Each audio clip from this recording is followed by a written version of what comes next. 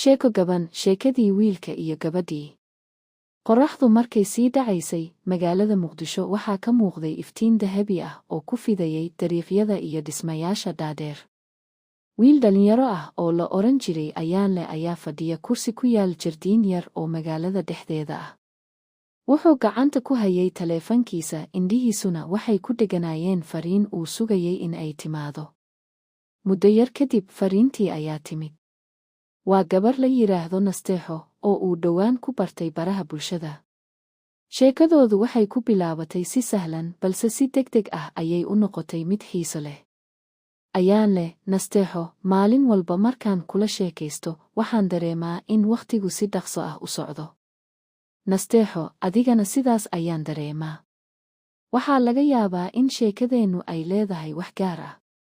Sheekadoodu waxay noqotay mid ay ku wadaagaan riyooyin, yoolal iyo sheekooyin noloshooda hore. Ayaanle wuxuu ahaa arday jaamacadeed oo bartay injineernimada, halka Nasteexo ay ahayd gabar xiiseeya suugaanta iyo qoraalka.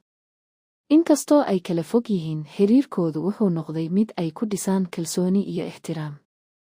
Maalin maalmaha ka mid ah, Ayaanle wuxuu go'aansaday inuu Nasteexo la kulmo markii ugu horreysay. Wuxuu u diyaariyey ubaxyo iyo buug yar oo uu ku qoray gabay uu isagu tiriyey. Markay kulmeen, waxaa ka muuqday farxad iyo xishood isku dhafan.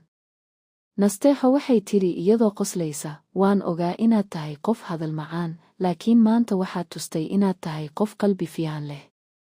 Ayaanle ayaa ugu jawaabay, adiguna waxaad tustay in quruxda dhabta ahi aysan ku jirin muuqaalka, balse ay ku jirto hadalka iyo dabeecadda. Sheekadoodu waxay noqotay bilow cusub oo noloshooda ah. Inkastoo ay weli yihiin laba qof oo riyooyin kala duwan leh, haddana waxay ogaadeen in xiriirka wanaagsan uu ku dhisan yahay faham, kalsooni iyo daacadnimo. Dhammaad.